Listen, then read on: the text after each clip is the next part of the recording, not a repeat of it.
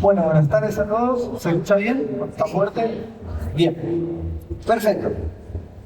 Sin demasiada introducción, ya me han presentado, no quiero hablar mucho más de eso, no es el motivo de la presentación, sino que justamente lo que vamos a hablar en esta presentación justamente es de la prevención de lesiones en el deporte federado.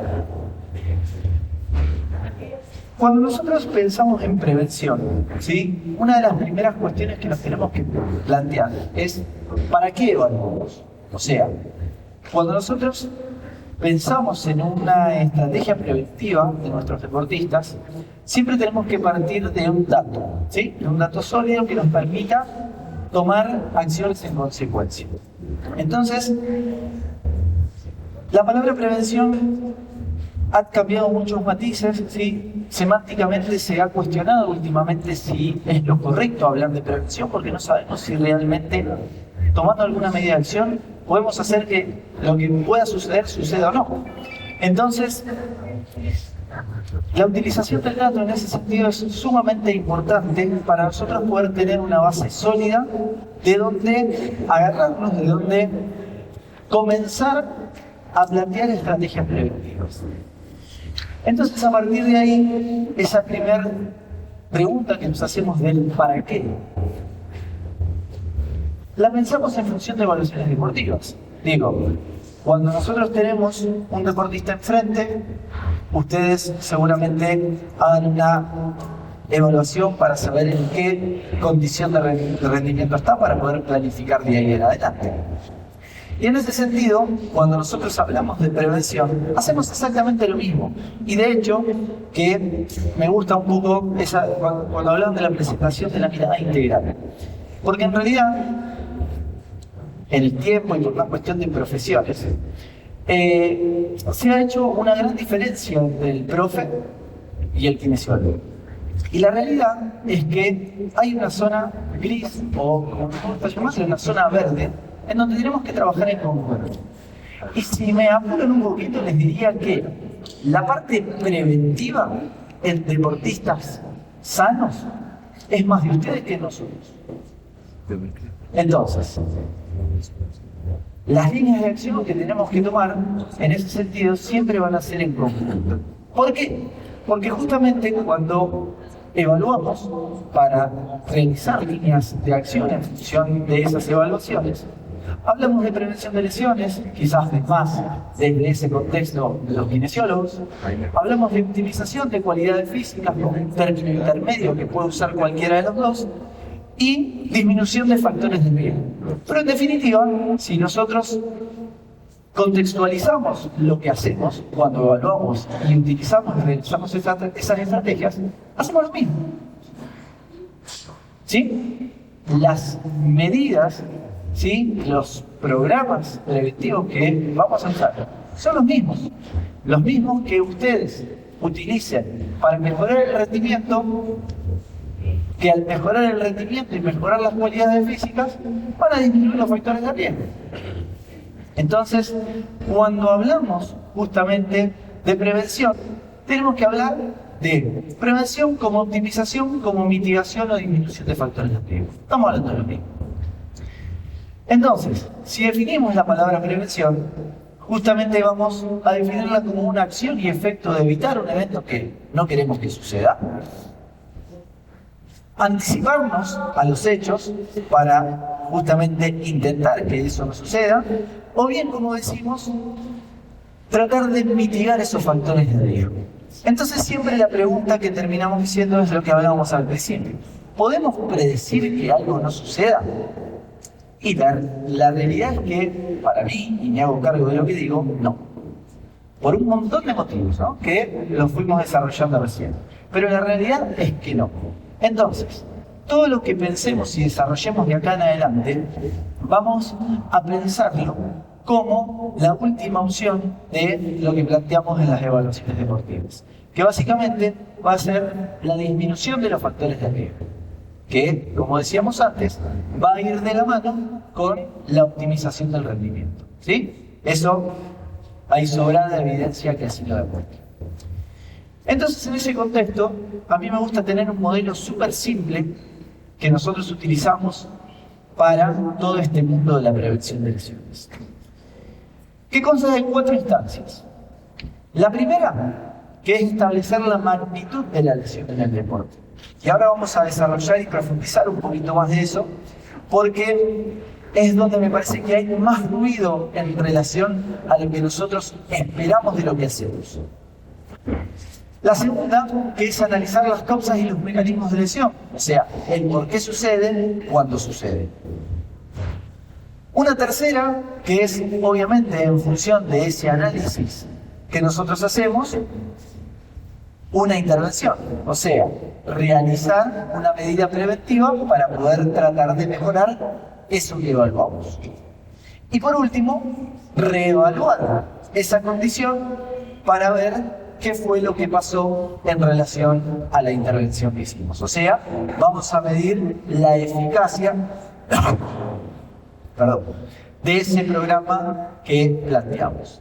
Entonces, vamos a empezar con el primer punto, que es establecer la magnitud de la lesión en el deporte. Y les decía recién que a mí me gusta profundizar un poquito más en esto. ¿Por qué? Les pregunto a ustedes, ¿cuáles son para ustedes, vamos a nombrarlo mal, las peores lesiones? Rotura de ligamento. Rotura de ligamento, ruptura de ligamento. ¿Por qué? Pregunto. El tiempo de recuperación. El tiempo de recuperación. Bien, ¿qué pasa si yo te digo que epidemiológicamente, o sea, en cantidad de lesiones, la ruptura de LCA ni se acerca a otras lesiones que son mucho más frecuentes? ¿Perdón? Está bien, es el tobillo, pero vamos a quedarnos con eso. ¿Por qué? ¿Por qué te hace más ruido la ruptura del ligamento cruzado anterior que un desgarro isquiotibial que tenemos, pero por cantidades mucho más? ¿Qué les parece? ¿Es más compleja la rotura? ¿Qué sería más complejo? Más compleja. Se rompen más cosas. Ligamento. No tiene que ver con eso. Puedo decir, bueno, se rompe el ligamento cruzado, listo, se rompe el ligamento cruzado. Se rompe el isquio, se rompe el isquio. El tiempo de recuperación. Entonces, ahí es en donde nosotros tenemos que valorizar la lesión en función, primero, de lo que yo considero como lesión. Que dentro de mi grupo de trabajo yo tengo que definir eso. ¿Sí? ¿Por qué? Y vamos a plantear diferentes panoramas. Yo tengo una lesión crónica, ¿sí? Me duele el tobillo hace un montón de tiempo, pero puedo competir. ¿Es lesión o no es lesión? Sí. Pero puedo competir. No me quita el... Vos tenés un equipo. Pero está lesionado el ligamento o el hueso. Lo que fuere. Pero te deja competir. ¿Es lesión o no es lesión? Para mí sí. Para vos sí. Pero lo tenés igual, Sí, sí. a disposición. Sí. Bien, perfecto. Entonces, él va a considerar como lesión una determinada situación en la que, más allá de que biológicamente pase que no pierde competencia, si biológicamente tiene una afección, él lo considera como tal. Para mí no. Si yo lo tengo en competencia, no es lesión. Como un punto de corte para decir que esto sí, esto no. Pero volvamos un poquito a la cuestión anterior que estábamos diciendo. Por un lado tenemos un montón de lesiones de isquio, que por lo general en los chicos más chicos las lesiones musculares son las que más predominan, pero de repente me hace más ruido la lesión del LCA. ¿Eso por qué? Porque nosotros ahí tenemos que dividir entre lo que es la incidencia de lesión, o sea, la cantidad de lesiones en un determinado momento, y otra es la severidad. ¿Por qué? Porque la ruptura del LCA me hace mucho más ruido porque está más tiempo fuera. Y a lo mejor las pérdidas en función de que el deportista no lo tenga en competencia, ni hablar de una situación contextual en donde si es el mejor del equipo o no lo es, si es un deporte individual o no lo es. Hay un montón de cuestiones que ahí influyen inclusive en esas situaciones. Pero entonces, lo que yo quiero resaltar con esto es que tenemos que hacer una gran diferencia entre la frecuencia y la severidad. Son dos cosas distintas. Y puntualmente, con respecto al LCA, hubo no hace mucho tiempo un médico, perdón, no es médico, una persona muy conocida que salió a decir la epidemia del ligamento cruzado. Y en realidad, por lejos está de ser una epidemia. Pero sí es verdad que tiene muchísimo mayor impacto que una lesión que a lo mejor en 15 días, 20 días lo tenés adentro. Entonces eso lo tenemos que definir y lo tenemos que tener súper claro. ¿Cuándo hablamos de incidencia y cuándo hablamos de severidad? Obviamente que, como decimos, una repercusión económica que también, si bien no la podemos valorizar, sabemos que existe. Primero, y antes hablamos un poco de eso afuera. Independientemente de cuál fuera la lesión, vos tenés a una persona afuera que contextualmente no puede competir, no lo podés disponer, tiene que utilizar el servicio público o privado, ¿sí? Y a su vez tengo que poner o tengo que disponer de otro deportista que cubra ese espacio. Entonces, obviamente que lo tenemos que tener en cuenta y ni que hablar en el contexto en el que nosotros estamos, que me parece a mí súper importante, que es la repercusión social. Porque una persona que no está dentro del grupo entrenando se siente excluida. Todos trabajamos con deportistas, todos trabajamos con chicos haciendo actividad. Y el chico que no puede estar se siente mal, se siente deprimido, está triste y demás. Entonces tenemos que buscar las estrategias de poder contenerlo dentro del grupo. Bien, entonces, lo mismo, no hay una receta en función de cuál es la mejor manera de dimensionar la magnitud de la lesión, pero sí tenemos que tener en cuenta que no es lo mismo hablar de frecuencia que hablar de severidad. Por lo cual, independientemente del área en la que nos dediquemos o de la población que tengamos enfrente, ¿sí? Vamos a contextualizar en función de esos dos grandes puntos. Por el otro lado, analizar las causas y los mecanismos de la lesión. Habíamos dicho que era súper importante. Hay cuestiones que nosotros no podemos modificar, sobre las cuales no podemos inferir, que básicamente son la edad del sexo, cuestiones genéticas y lesiones previas, ¿sí? Contra eso, lo que le pasó. Si es un chico o es un adulto, habrá mayor predominancia en una lesión que en otra, pero la realidad es que no podemos inferir sobre esos factores. Por eso se consideran no modificables. Y después tenemos un montón de otros factores, ¿sí?, que son modificables, sobre los cuales nosotros podemos intervenir. Algunos de forma indirecta, algunos de forma directa. O algunos, si bien sabemos que son factores que nos están condicionando por el contexto, no lo podemos resolver. Digo, si nosotros estamos entrenando al aire libre, en invierno, con 0 grados, y bueno, son cosas que no podemos corregir, si no podemos, por lo menos en principio, mejorar. A lo mejor nos irá mejor en verano que en invierno, pero son cuestiones con las cuales tenemos que lidiar. Por eso, hay una teoría que a mí me resulta súper interesante, que es la teoría de los sistemas complejos, que agrupa a los factores de riesgo en niveles o en orden, dependiendo del contexto. ¿Sí? Primero, segundo, tercer orden, que a lo mejor algunos en algún momento son de primer orden y algunos en otro momento son de segundo orden o de tercero. ¿Sí? Como por ejemplo puede ser el clima en el contexto en donde estemos trabajando. ¿Ok?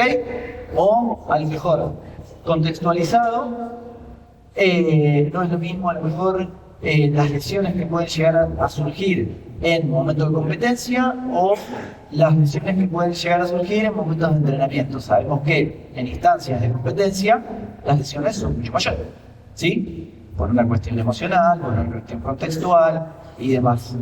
¿Bien?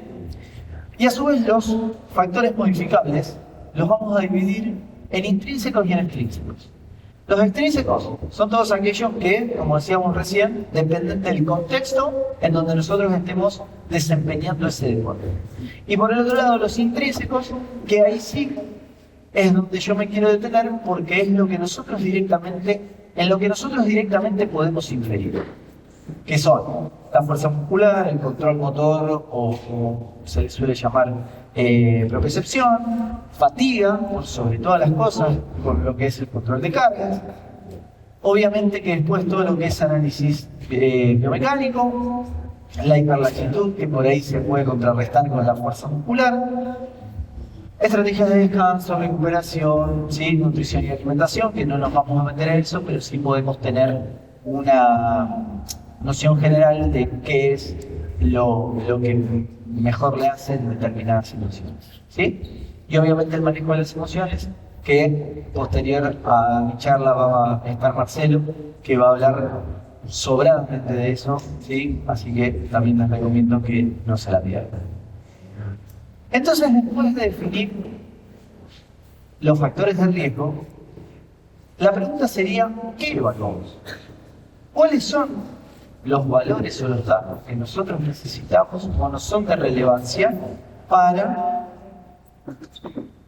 tomar una decisión posterior? O sea, como dijimos antes, para actuar en consecuencia en función de esa evaluación que nosotros hacemos. Con un objetivo claro, que hablamos de qué? De tratar de prevenir. ¿Bien? Por lo general, y esto también van a encontrar literatura de muchos autores diferentes con modelos totalmente diferentes. A mí me gusta agruparlos y simplificarlo básicamente en tres tipos de perfiles, ¿sí? O tres tipos de evaluaciones que definen un perfil del deportista. ¿Qué son? La movilidad, la fuerza y la función. ¿Sí? A raíz de eso podemos nombrar innumerable cantidad de test y de pruebas que podemos hacer para. Y ahora, después de eso, quiero que charlemos para ver si podemos llegar a alguna puesta en común en relación a el qué y el cómo qué. Entonces, básicamente la movilidad la evaluamos con volumetría, o sea, en ángulos. Inclinómetros digitales de celulares de descarga gratuita, accesible para todo el mundo. Después sí, la fuerza. Tenemos muchos métodos de evaluación. La que puntualmente nosotros usamos es la dinamometría a través de celdas de cargas y de plataformas de fuerza. Y ahora usted me puede decir, che, Alex, sí, pará, pero en el contexto en el que yo estoy, la verdad es que no tengo plataforma, no tengo dinamómetro y tengo 40 chicos como mínimo para evaluar.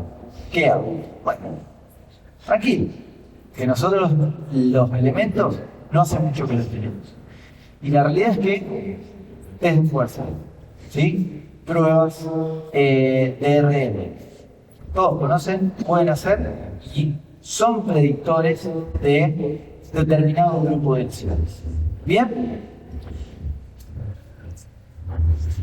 Como les decía, plataforma de fuerza, que en ese caso nosotros, para definir el perfil del deportista, utilizamos la fuerza de tirón de medio muslo y el salto contra movimiento como dos pruebas base para definir, como digo, el perfil. Una que define fuerza estructural y la otra que define fuerza reactiva. Puntualmente, y en este caso, lo que a nosotros nos favorece, y ahora ya vamos a hablar de, después de lo que evaluamos, cómo analizamos ese dato, es que las plataformas que tenemos evalúan de forma compartimentada, o sea, las dos piernas por separado. Entonces, lo que nos permite a nosotros es saber justamente cuánta fuerza está haciendo más o menos con una pierna que con la otra.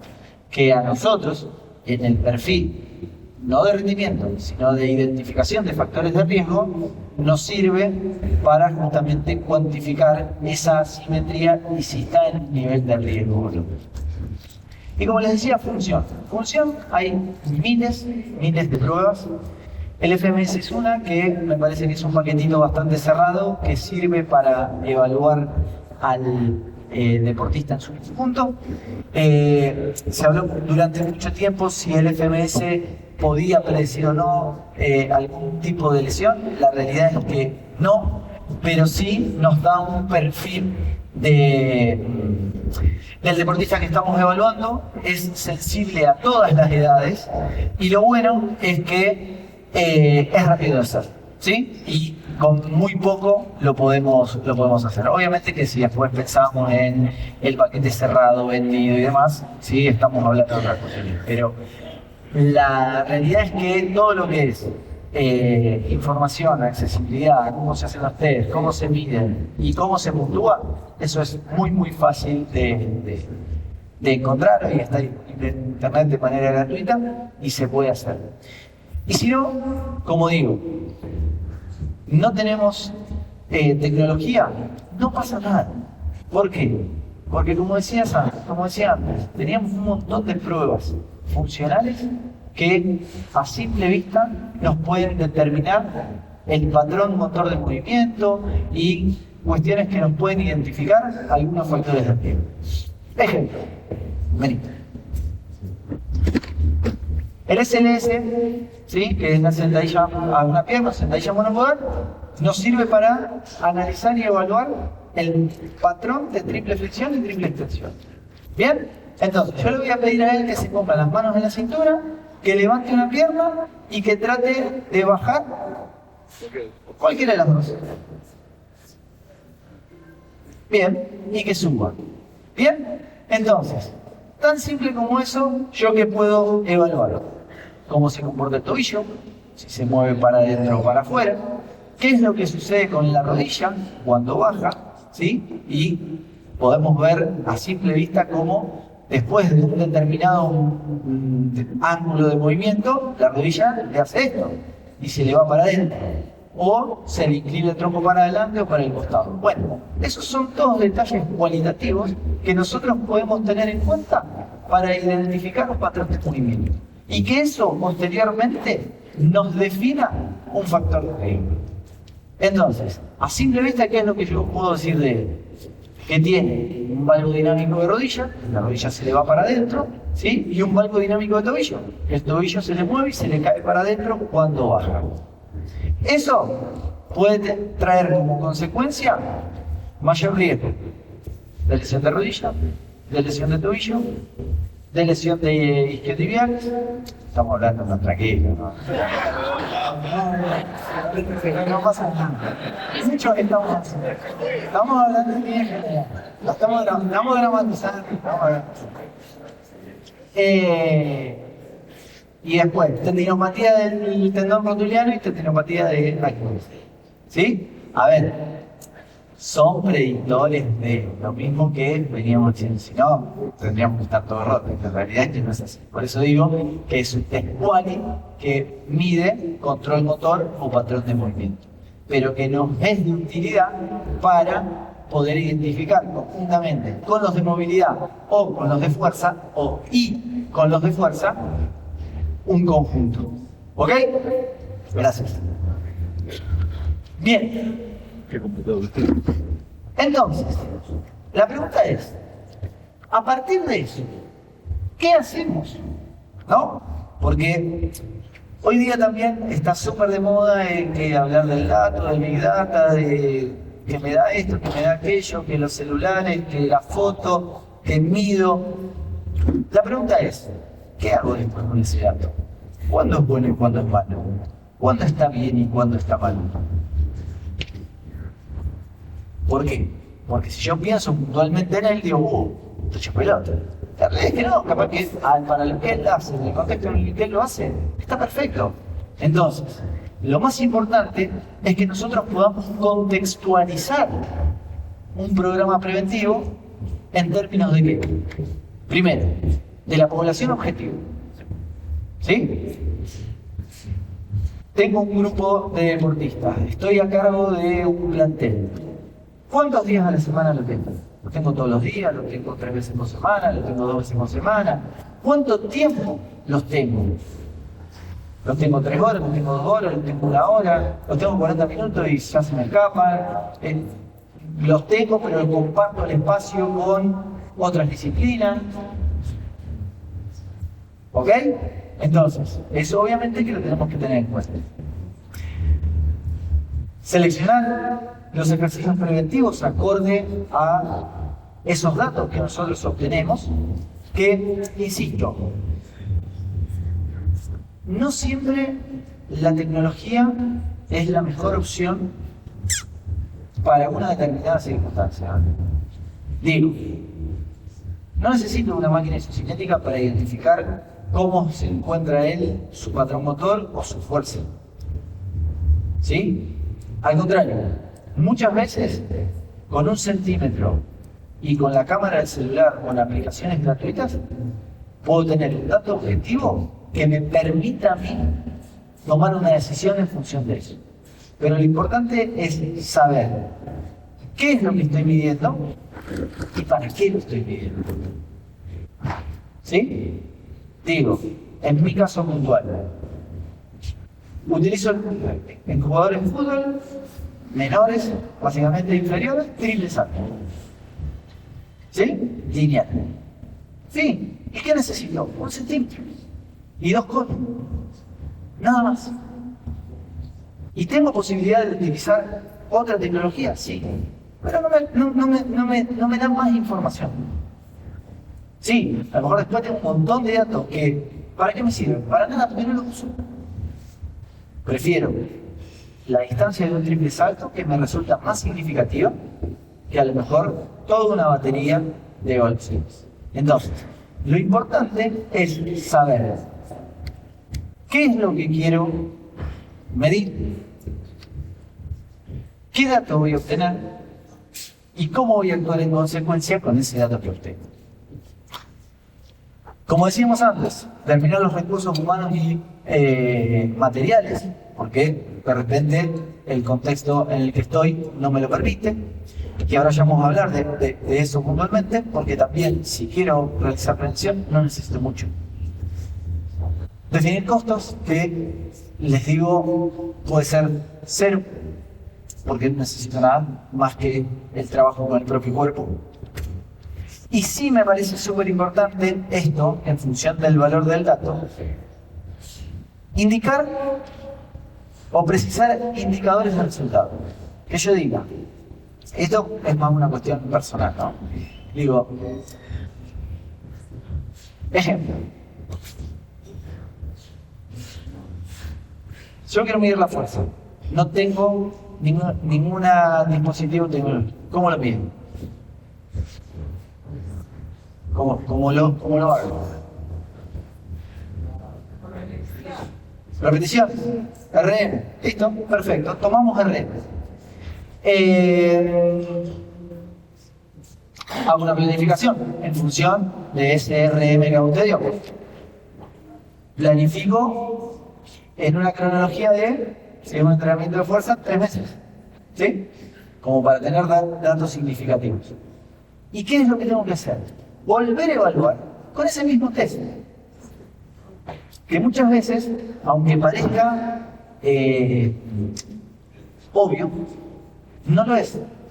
Digo, yo siempre digo que lo obvio no es tan obvio hasta que no se hace, no se dice. Porque, bueno, sí, era obvio, sí, pero no lo hiciste así. O no volviste a evaluar, que es el gran talón de Aquiles es decir, bueno, tengo el perfil, pero después por la vorágine no puedo volver a evaluar y no sé cómo está. No, pero ganamos. No, bueno, pero son 2 cosas totalmente distintas.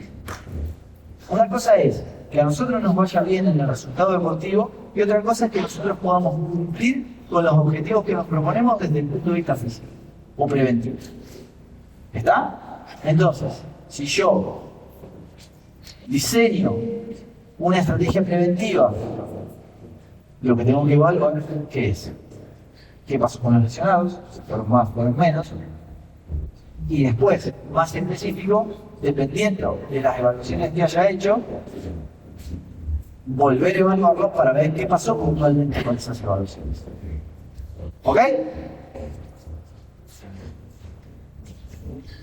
Ahora, gran debate de estos tiempos.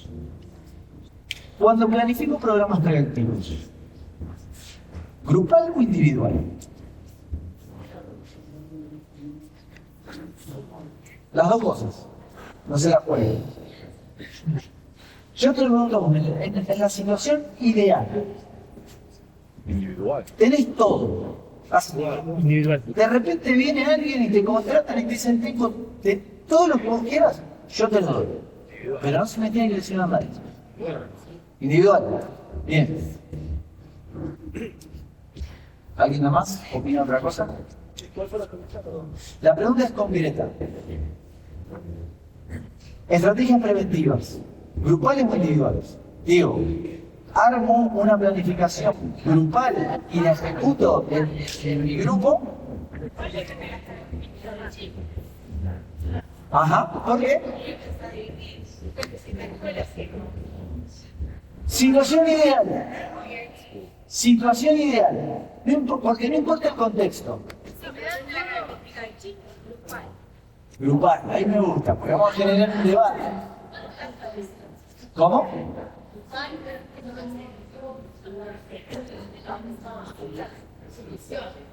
O sea que agruparía por tipo de lesión o por prevención de lesión.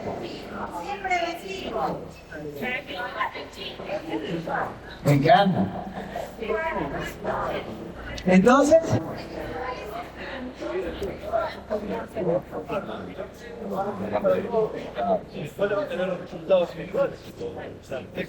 pero la ejecución, entonces es grupal.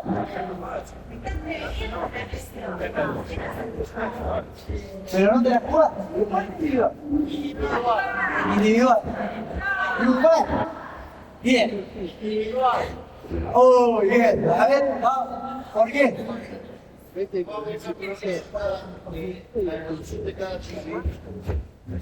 A lo mejor no me expliqué bien. No estoy hablando del seguimiento y de las evaluaciones. Estoy hablando de la planificación de la estrategia pública. Individual. Listo. Bueno, a ver, para dejarlos tranquilos, esto es un debate hasta filosófico hoy en día. No hay consenso, pero sí hay algunas aproximaciones que nos muestran la evidencia, que son las siguientes. Que hacer un trabajo grupal tiene el mismo impacto que realizar los trabajos individuales. ¿Eso qué quiere decir? Que si yo, contexto dependiente, necesito o no puedo o no tengo el tiempo o no tengo las herramientas o no tengo los recursos o no tengo el contexto para hacerlo de manera individual, puedo realizar un trabajo grupal que voy a tener casi el mismo impacto que si lo hago individual. Ahora, estoy de acuerdo también, y vuelvo a decir lo mismo, me hago cargo de lo que digo, que si tengo el tiempo, tengo los recursos y lo puedo hacer de forma individual, para que sea más específico, para que pueda definir en función de los factores de riesgo de cada uno de los deportistas, puedo discriminar por edad, por categoría, por grupo, obviamente, que mejor. Pero concretamente, y con respecto a esto, lo llevo a mi hacer diario, a mí me dio mucho respiro. ¿Por qué? Porque dije, bueno, listo, perfecto. Yo tengo estos programas preventivos, que básicamente los que están publicados son para adolescentes y para adultos deportistas, lesiones musculares y lesiones ligamentarias predominantemente del miembro inferior. ¿Sí? Son programas que ya están armados. ¿Sí? Uno es el de Estocolmo, el otro es de FIFA 11+, que es aplicado al fútbol, pero se empezó a transferir a básquet y a vóley. Y salió una versión que es para chicos, que es bastante similar, pero claro, lo que decíamos antes, como las características o la predominancia de las lesiones a nivel infantil son más musculares que articulares, el diseño del programa preventivo está más destinado a justamente movilidad y control. Entonces, como conclusión en función de eso, lo que a mí me deja y el mensaje es: podemos hacer con poco, necesitamos tener unas herramientas tecnológicas, no, con muy poco movilidad, fuerza y función, lo podemos hacer con test Wally, dependiendo, como digo, del deporte, del contexto, de donde trabajen, si están en escuelas, si están en deportes federados, si tienen un grupo específico, si tienen una categoría específica. Pero bueno, obviamente eso hay que contextualizarlo en función de el deporte y la edad que tenga cada uno de los. Pero, ¿qué es lo que sucede? Que en la vorágine del día a día, el trabajo, muchas veces, si ustedes no son los entrenadores que nos apoyan para que nosotros le demos los chicos, no tenemos demasiado tiempo y demás, obviamente que eso nos quita tiempo y no podríamos trabajar en el ideal. Entonces, digo, ¿no tenemos tiempo? Acción grupal. Genérica. Les va a servir. Tenemos la opción o la posibilidad de tenernos más tiempo, de practicar diferente, de trabajar más tranquilo. Tenemos otro espacio que los podemos tomar en otro momento. Perfecto. Entonces vamos a hacer algo más individualizado. Bien, me quedó al revés, entonces voy a ir un poquito para adelante y después voy a volver. Entonces, la propuesta y básicamente en lo que yo tengo en mi estructura, que es 2 o 3 ejercicios de movilidad, 2 o 3 ejercicios de flexibilidad, puntualmente de músculos específicos, que también hay predominancia por deporte, obviamente, y control motor, fortalecimiento, que eso, si tenemos una estructura armada, tendríamos que coordinar directamente con el profe a cargo, o si son ustedes, ver cómo lo relacionamos al trabajo preventivo con, digamos, que no se mezcle con el entrenamiento de fuerza o con algo que quiera hacer puntualmente los entrenadores. Por eso siempre hablamos del trabajo integral y del equipo interdisciplinario. Y 2 ejercicios de control motor. 8 ejercicios, 2, 2, 2, 2, no más de 2, 3 veces a la semana, que es en el ideal, que es lo que a mí me gusta hacer. 2 genéricos y 1 individual, ¿sí? Si es que tengo el contexto ideal para hacerlo. ¿Bien? Eso como una muestra de lo que por ahí uno hace en el día a día. Y como decía recién, evaluar la eficacia, obviamente, en relación a lo que habíamos planteado anteriormente. ¿Sí? Que después de ese círculo de los 4